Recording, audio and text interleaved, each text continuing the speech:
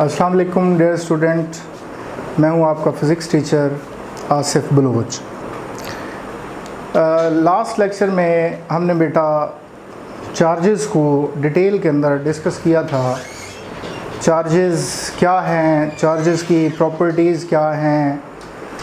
हमने चार्जेस की ऐसा समझ लें कि हमने कहा कि सेम चार्ज है वो रिपेल करता है, अपोजिट चार्ज अट्रैक्ट करता है। हमने एक बात की, हम अगर कहें हमने चार्जेस को किस तरह पढ़ा तो हम कह सकते हैं कि हमने चार्ज की क्वालिटी को चेक किया कि चार्जेस रिपेल कर रहे हैं, चार्जेस अट्रैक्ट कर रहे हैं। चार्ज की हमने क्वालिटी को पढ़ा।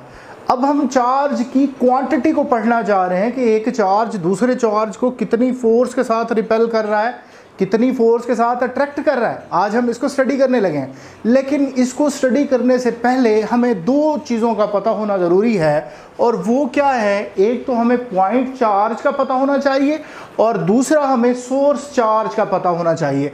तो बेटा सबसे पहले हम कहते हैं पॉइंट चार्ज। ये पॉइंट चार्ज क्या है? आप मैथमेटिक्स के अंदर कोई लफ्ज़ लिखते हैं, जैसे आपने लिखा 2.1, तो ये जो पॉइंट है इसको आप कहते हैं कि ये फ्रैक्शन है, इसको आप कहते हैं कि इशारिया है, मतलब कोई छोटी सी बहुत ही छोटी सी क्वांटिटी है। तो ये पॉइंट चार्ज भी क्या है? स्मॉल यूनिट पॉजिटिव चार्ज है। इसको हम कह सकते हैं कि ये डायमेंशन लेस चार्ज है। डायमेंशन से मुराद ये नहीं कि इसकी डायमेंशन नहीं है, जैसे कि इसको हम मेजर नहीं कर सकते, मतलब हम इसकी डायमेंशन लेस इसलिए कह रहे हैं क्योंकि ये बहुत छोटा होता है। डायमेंशन से मुराद इसकी लेंथ विड्थ हाइट है। डायमेंशन से मुराद इसकी लेंथ विड्थ हाइट है। डायमेंशन से मुराद ये नहीं है कि आपको पता है चार्ज की डायमेंशन तो है क्योंकि उसका यूनिट है कूलम, तो उसकी डायमेंशन क्या है? एम्पेयर सेकंड, AT उसकी डायमेंशन है। लेकिन यहाँ हम कह रहे हैं कि डायमेंशन से मुराद उसकी लेंथ विड्थ हाइट है। तो पॉइंट चार्ज क्या होगा? एक छोटा सा चार्ज होगा जिसकी बस ना होने के बराबर लेंथ विड्थ होगी, तो हम उसको कह सकते हैं, होती है मतलब बहुत माइन्यूट होती है, उसको हम निगलेक्ट कर देते हैं और हम कहते हैं कि ये क्या है? डायमेंशन लेस चार्ज है। तो ये बेटा आपके पास एक किस्म का चार्ज हो गया। कौन सा चार्ज हो गया? Point charge. दूसरा आपके पास हो जाता है सोर्स चार्ज। अब देखें, एक तो चार्ज आपके पास है जो फील्ड को आइडेंटिफाई करता है कि यहाँ पर फील्ड है, ये चार्ज को फील्ड अट्रैक्ट कर रही है, रिपेल कर रही है। कैसी फील्ड है? ये फील्ड की आइडेंटिफिकेशन के लिए हम इस्तेमाल करते हैं। और एक चार्ज होता है जिसे हम कहते हैं सोर्स चार्ज, जिसको हम क्या कहते हैं? Source charge. ये जो बेटा सोर्स चार्ज होता है ये किस लिए हम इस्तेमाल करते हैं? That produce the electric field. ऐसा चार्ज जो क्या करता है? इलेक्ट्रिक फील्ड को प्रोड्यूस करता है। ऐसे चार्ज को हम सोर्स चार्ज कहते हैं, जिसको हम इलेक्ट्रिक फील्ड के टॉपिक के अंदर स्टडी करेंगे। पॉइंट चार्ज का कॉन्सेप्ट हमें इसलिए पता होना चाहिए क्योंकि हमने आगे एक लॉ पढ़ना है जिसको अभी हम एक्सप्लेन करने लगे हैं, उसके लिए हमें पॉइंट चार्ज का पता होना ज़रूरी है। तो बेटा हम आज अपना टॉपिक स्टार्ट करते हैं, दैट इज़ कूलम्स लॉ। हमारे पास आज का जो टॉपिक है ये है कूलम्स लॉ। कूलम्स ने क्या किया? कूलम्स ने, पहले मैंने आपको बताया कि कल जो हमने स्टडी किया वो क्या था? कल हमने स्टडी किया चार्जेस की नेचर को स्टडी किया कि उनकी क्वालिटी कैसी है। आज हम उनकी क्वांटिटेटिव एनालिसिस करेंगे। ये जो कूलम्स लॉ है ये हमें क्या देता है? क्वांटिटेटिव एनालिसिस देता है, मतलब हम उसकी क्वांटिटी को मेजर करते हैं कि ये कितनी क्वांटिटी लगा रहा है। 1784 के अंदर एक French military engineer Charles coulomb था जिसने एक अपना लॉ दिया, और वो लॉ क्या है? That is empirical law. वो क्या है? लॉ एम्पिरिकल लॉ है। अब देखिए ये आपके लिए ना एक लफ्ज आ गया एम्पिरिकल लॉ का, कि ये एम्पिरिकल लॉ क्या है। आपकी बुक के अंदर लफ्ज लिखा हुआ है डिड्यूस का। आपकी बुक के अंदर लफ्ज लिखा हुआ है डिड्यूस का। What do you mean by deduce? Deduce का मतलब क्या होता है बेटा? डिड्यूस का मतलब होता है कि अगर आप कोई लॉ बनाने लगे हैं तो उस लॉ के लिए आप सबसे पहले एक्सपेरिमेंट करेंगे। आप एक्सपेरिमेंट से डाटा कलेक्ट करेंगे, आपके पास रिजल्ट्स आएंगे। आप उस रिजल्ट को बेस बनाकर क्या करेंगे? आप उस रिजल्ट को बेस बनाकर एक लॉ को मुरतब करेंगे। ऐसे लॉ को डिड्यूस लॉ या एम्पिरिकल लॉ कहा जाता है। अब इसकी कंडीशंस क्या है? It is applicable on point charge only. अब देखें, मैं आपको बताऊं, ये आपके पास एक चार्ज है और दूसरा चार्ज आपके पास ये है। ये तो बड़े बड़े चार्ज हैं, क्या ये पॉइंट चार्जेस हो सकते हैं? ये वाला और ये वाला दो चार्ज हैं, मैं इन दो चार्जेस के दरमियान फोर्स को स्टडी करने लगा हूं, वो अट्रैक्टिव भी हो सकती है, वो रिपल्सिव भी हो सकती है। मैं उस फोर्स को स्टडी करने लगा हूं, क्या ये दो चार्जेस पॉइंट चार्ज कंसीडर कर सकते हैं हम इसको? नहीं, हम इनको पॉइंट चार्ज कंसीडर नहीं कर सकते। अगर मैं इन दो चार्जेस को, एक चार्ज ये है और दूसरा चार्ज वो, मैं इनके मैग्नीट्यूड से बहुत ज़्यादा डिस्टेंस के ऊपर, पहले ये चार्ज करीब करीब थे तो मैं इनको पॉइंट चार्ज कंसीडर नहीं कर सकता था। अब मैंने क्या किया, इन दो चार्जेस के दरमियान डिस्टेंस को इतना बढ़ा दिया कि ये डिस्टेंस इन चार्जेस के मैग्नीट्यूड से कई गुना बढ़ गया। अब इन दो चार्जेस को हम क्या कंसीडर कर सकते हैं? अब इन दो चार्जेस को हम पॉइंट चार्ज कंसीडर कर सकते हैं।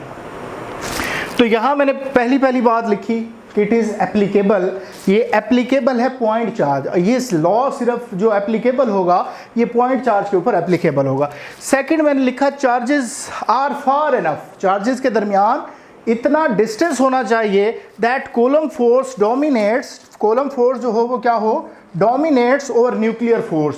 अब देखें ये इस पॉइंट का क्या मतलब है। देखें, आपको पता है कि अगर ये दो सिमिलर चार्जेस हैं,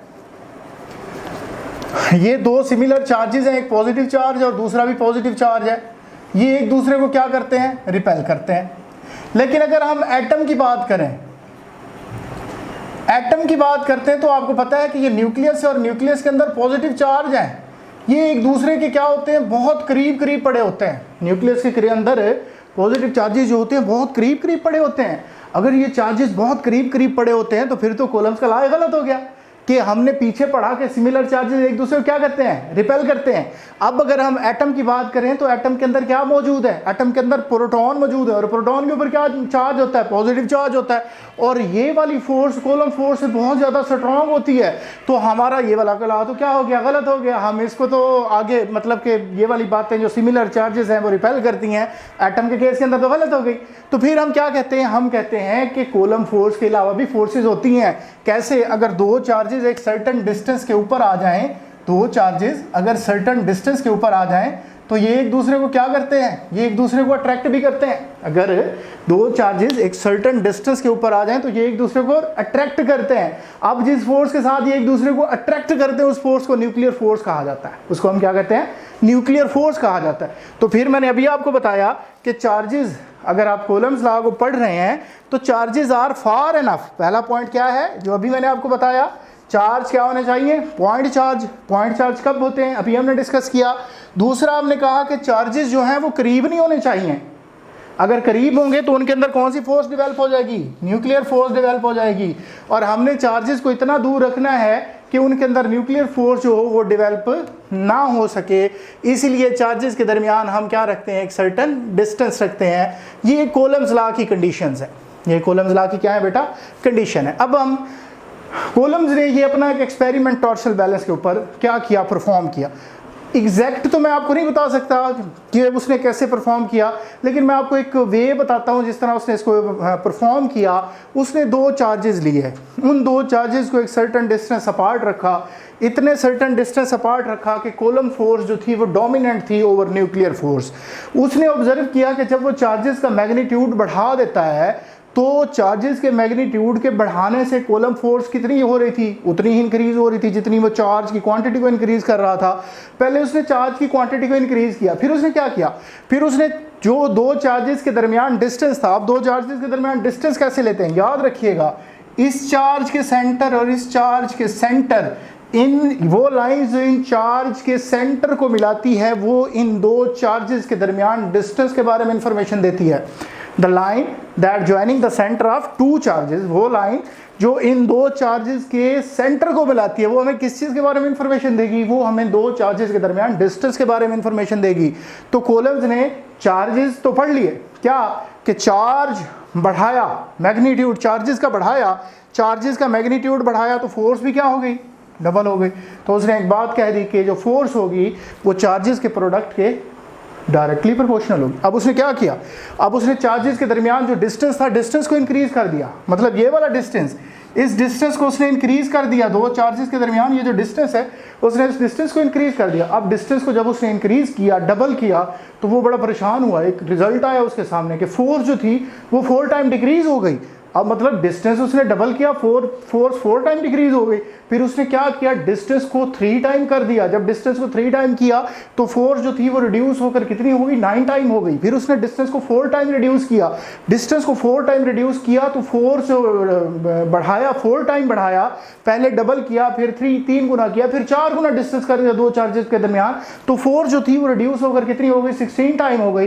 तो फिर उसने अपनी दूसरी बात की कि फोर्स जो होती है वो चार्जेस के प्रोडक्ट के तो डायरेक्टली प्रोपोर्शनल होती है, लेकिन जो डिस्टेंस होता है उसके स्क्वायर के इनवर्सली प्रोपोर्शनल होती है। तो ये उसने दो बातें अपने लॉ के अंदर लिखी जो मैंने यहाँ लिखी हैं, फोर्स ऑफ अट्रैक्शन और रिपल्शन बिटवीन टू चार्जेस।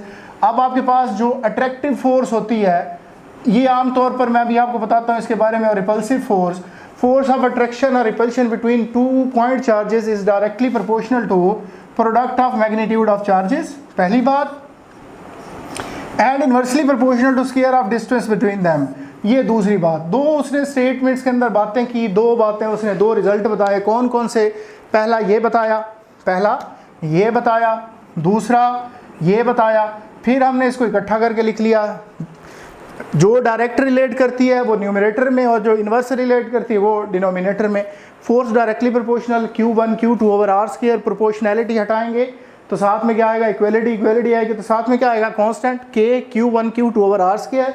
यहाँ पर ये जो K है that is constant of proportionality, या इसे हम कूलम फोर्स कांस्टेंट कहते हैं। इसे K को हम क्या कहते हैं, इसको हम कांस्टेंट ऑफ प्रोपोर्शनैलिटी कहते हैं, या इसका नाम क्या हम रखते हैं, कूलम फोर्स कांस्टेंट। इसका नाम क्या रखते हैं, कूलम फोर्स कांस्टेंट।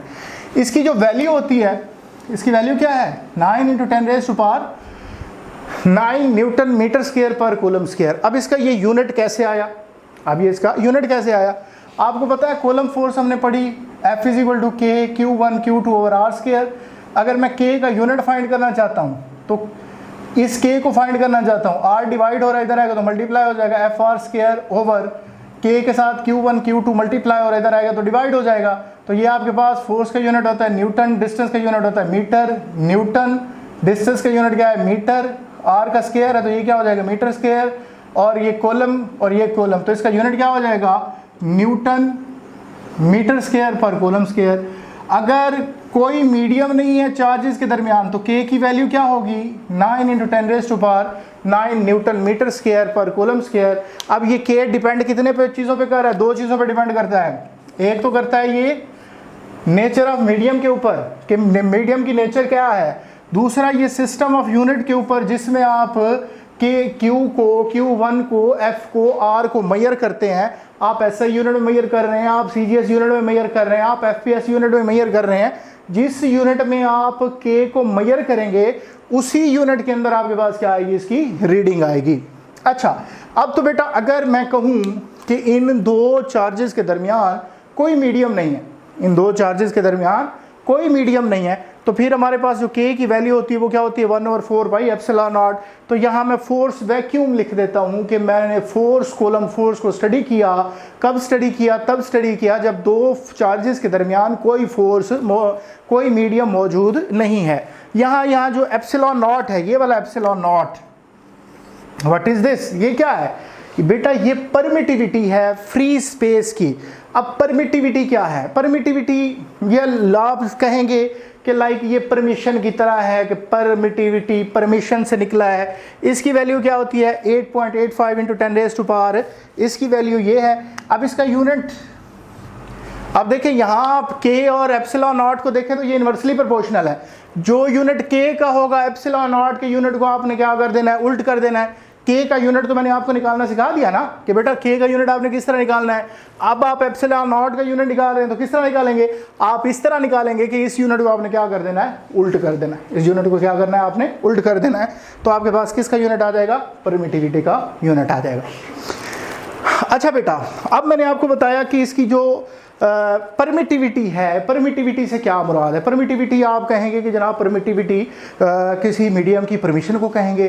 फ़र्ज़ करें मेरा कोई घर है, अब उसमें से हर किसी को आने की तो परमिशन नहीं है, हर किसी को आने की परमिशन नहीं है। जिसको मैं परमिट करूंगा तो वो अंदर आएगा ना, हर कोई तो अंदर नहीं आ सकता। तो अगर मेरी परमिटिविटी हाई है, मतलब किसी को परमिशन नहीं है आने की, मैंने परमिटिविटी हाई रखी हुई है, हर किसी को आने की इजाज़त ही नहीं है, तो मतलब अगर परमिटिविटी मैंने हाई रखी हुई तो लोगों को आने की परमिशन भी क्या होगी, कम होगी। तो ये बात एक और रिलेशन है, ये याद रखिएगा, इसको भी आपके लिए बड़ा इंपॉर्टेंट बात है। अगर आप परमिशन की बात करते हैं, is inversely proportional to permittivity.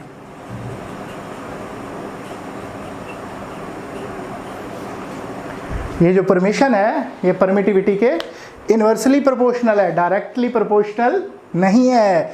तो परमिशन से मुराद, अगर मैंने किसी को घर आने की इजाज़त दी हुई है तो इसका मतलब क्या है कि हर कोई अंदर नहीं आ सकता। तो बेटा आज हम लोगों ने को पहले चार्ज को पढ़ा, टाइप ऑफ चार्ज को पढ़ा, चार्जेस कितने किस्म के होते हैं, उसके बाद हमने कूलम्ब्स लॉ को पढ़ा। कल हम इंशाल्लाह इसकी एक और फॉर्म देखेंगे, वो क्या है कि इसकी वेक्टोरियल फॉर्म क्या है, वेक्टर फॉर्म क्या है, डाइलेक्ट्रिक का इसके ऊपर इफेक्ट क्या होता है, ये इंशाल्लाह हम कल के लेक्चर में इसको डिस्कस करेंगे। आज के लिए हमने कूलम्ब्स लॉ को पढ़ा कि ये हमें किस चीज़ के बारे में बताता है, ये हमें क्वांटिटेटिव इसका एनालिसिस देता है, एम्पिरिकल लॉ है ये कूलम्ब्स लॉ। और ये कूलम्ब फोर्स कैसी है, इसकी नेचर कैसी है, इंशाल्लाह हम कल के लेक्चर में देखेंगे। कूलम्ब्स लॉ किन कंडीशंस पे एप्लीकेबल है, कौन कौन सी ऐसी कंडीशंस हैं, वो कंडीशन मैंने आपको बताई कि पॉइंट चार्ज है और दो चार्जेस के दरमियान डिस्टेंस ज़्यादा होना चाहिए। पॉइंट चार्ज कब हम कंसिडर करते हैं, पॉइंट चार्ज होता क्या है, ये उसकी स्टेटमेंट है। फिर हमने उसकी मैथमेटिकल फॉर्म देखी। फिर मैंने आपको बताया कि दो चार्जेस के दरमियान डिस्टेंस को हम किस तरह लेते हैं।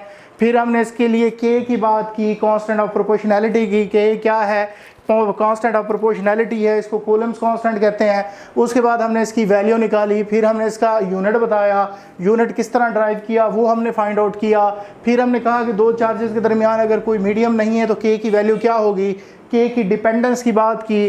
फिर हमने के को वैक्यूम कंसिडर करते हुए हमने फोर्स की वैल्यू को क्या किया, फाइंड आउट किया। और यहाँ हमने एप्सिलॉन नॉट को क्या कहा कि ये क्या है, परमिटिविटी है। तो बेटा ये है हमारा आज का लेक्चर कूलम्ब्स लॉ। कल हम इंशाल्लाह स्टडी करेंगे।